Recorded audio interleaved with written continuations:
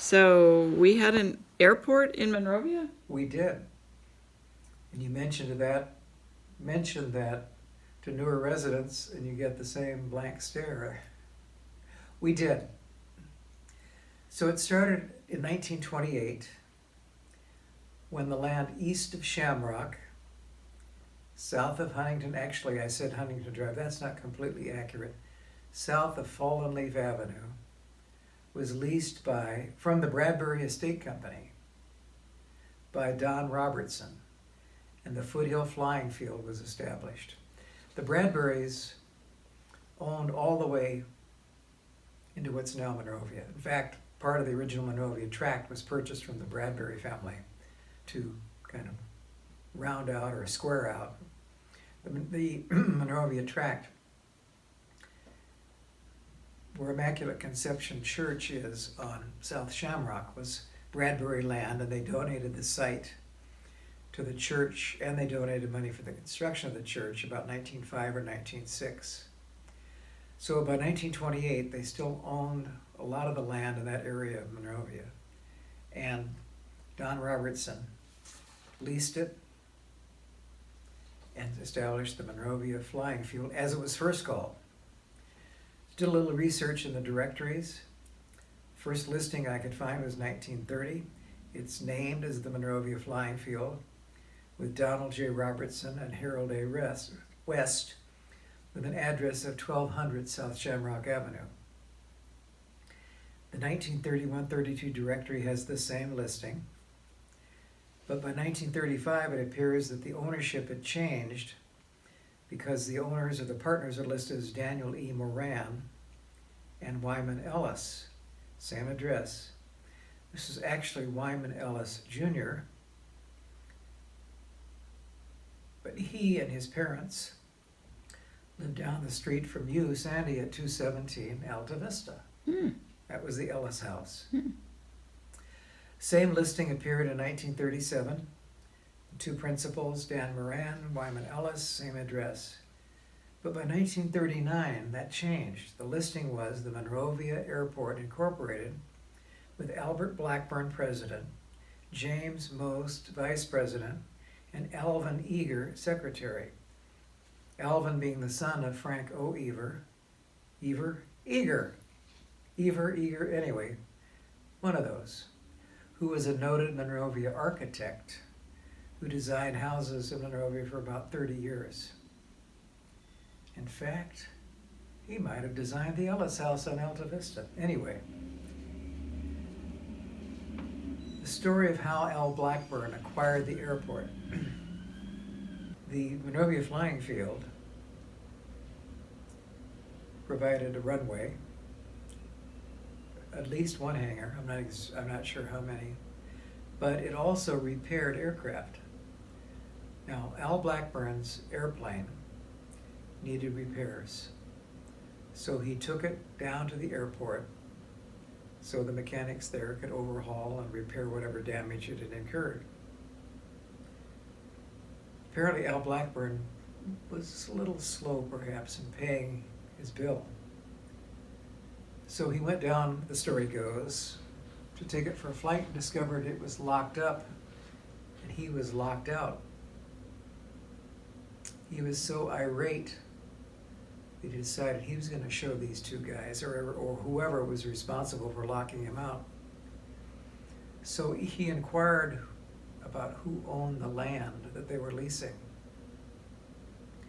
There are documents in the Monrovia Legacy Project involving Security First National Bank of Los Angeles, and I believe that the bank may have been the trustee for the Bradbury Estate Company.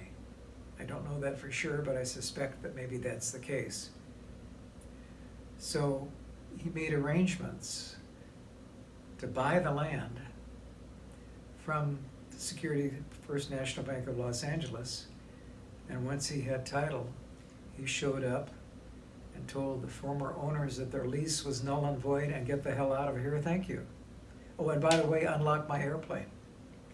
Now, I think Tom Blackburn may have given us the story in more detail, And I don't really remember except the other than he talked about it.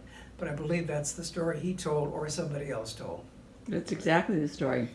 Yeah. Okay. And then Al had to figure out how to run this airport, Right. and that's when he brought in this partner because he didn't know the first thing about He running didn't. an airport. And so, at some point, a lawyer perhaps, advised him that they needed to be incorporated so they had some personal protection. Hence, the Monrovia Airport incorporated as a successor to the Monrovia Flying Field. There are no listing, the airport's listed in the 1944 directory, but there are no officers. In 1948, there's a manager listed, Omer A. Hanser, and by this time the airport was using an address of 708 Falling Leaf Avenue. Falling Leaf being a street immediately south of Huntington Drive that bordered the airport on the north side. Some people have said, oh, it ran all the way to Huntington, and I thought so originally until I took a look and then realized, no, it stopped at Falling Leaf. Falling Leaf has been renamed, but at that time it was a small block that bounded the airport on the north side, and it retained the old original name for Huntington Drive, Falling Leaf Avenue. A couple highlights in the 1930s. In 1938, the first airmail from Monrovia was dispatched from the airport. There were envelopes in circulation and in collections commemorating that event. 1939, the film 20,000 Men, starring Randolph Scott, was filmed at the airport. I couldn't find dates, but I know for a fact that Laurel and Hardy filmed at the airport because there's a picture of them standing in front of a hangar with Al Blackburn and his associate. November 1939, the Los Angeles County Regional Planning Commission did a survey of LA County airports, and they talked about the Monrovia Airport. Now, some of this is interesting. Shape, rectangular. I would hope so. How can you land a plane in a square? Total area of field, 35 acres. Type of soil, hard sand. And that's what I remember from the early 1950s when we lived on East Lime Avenue in Monrovia, about 6 or 8 blocks north of there. I can remember hiking down there with some buddies. It was not paved. It was dirt, hard soil, and rocks. Is it an all-way field? No. Is landing area fenced? No. Is adjacent property owned or controlled by the owner or operator? No. Is the property zoned for airport use? No. Why is it still there? In what direction is land available for expansion? None. So it was landlocked in the sense there was no room for expansion, and it was stuck with its original configuration. Another item in that report, runway directions and lengths. It ran north-south, 100 feet wide, and 1,800 feet long. Number of hangars, 6. Capacity of those hangars, 20 airplanes. Now, the airport, as I mentioned, bounded on the west by Shamrock. I didn't mention it was bounded on the east by the Shamrock Wash, which ran through the property basically on a northeast to southwest orientation. The southern boundary was the Santa Fe Railroad tracks. There were some power lines. I don't know if they were on the north end or the south line, but those are mentioned in one of the reports as a potential hazard. The other hazard was, if you couldn't land your plane in 1,800 feet, you were in trouble because you were then over the railroad tracks heading south. So yes, it was limited in terms of the size of planes that could use it, but smaller private planes could and did use it a lot. They had barnstorming events. You could pay 50 cents and go flying on a Sunday. They had lots of things, fun things for people to do. So, the Depression, when there was very little to do and there was very little discretionary income to spend on entertainment, you could go down to the airport and have a fun time on Sunday watching the pilots, or paying for your ticket and going up and seeing Monrovia from 1,500 feet in the air. A personal note, a couple years ago I got some genealogical material from my cousin, and one was a scrapbook that had belonged to my uncle, my mother's younger brother. Little newspaper clipping in there about dated 1943. He'd graduated from flying school, and it mentioned that he'd learned to fly at the Monrovia Airport. They were living in Altadena at the time, so it would have been a very simple task to drive over from Altadena and spend time learning how to fly at the Monrovia Airport.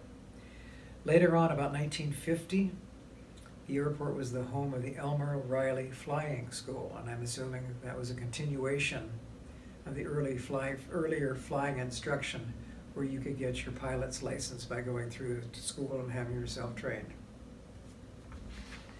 1952, the airport land was purchased by Consolidated Electrodynamics Corporation of Pasadena with the idea of a future development and moving from Pasadena.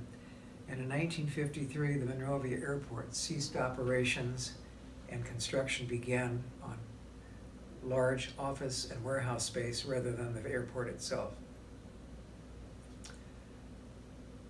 When Lucky Markets went in, 1980 something, East Huntington Drive on the north side, not the south side, but somebody had the happy idea to commemorate the airport with a mosaic comprised of individual tiles that shows a plane in flight with the airport in the background. When they moved out of there and when the market was recently renovated to accommodate the current tenant Aldi, the City of Monrovia Planning Department basically said, you can do anything you want, but you can't touch the mural.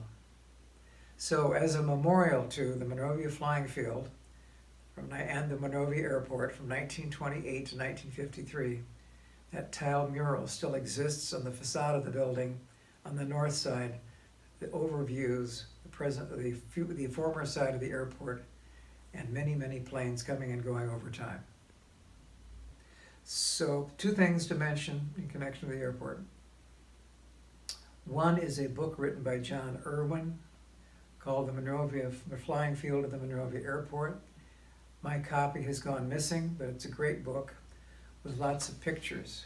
The other thing is that Gary Bowen, who was a longtime Monrovia resident and had an intense interest in the airport, collected anything he was able to get his hands on for his personal collection, and he made that available for the Monrovia Legacy Project. So documents, pictures, many, many pictures highlighting the airport and movies that were shot there, as well as other documentation, deeds involving all the land transactions establishing the airport, and many other things are all there, 101 items that you can look at. No, I mean, for just specific to the airport. The airport? 500? Hundreds. Well, the legacy says 101 entries, so Yeah. Anyway, okay. Anyway, Lots of good stuff for somebody who wants to find out more information. It's there to look at and spend hours reading through.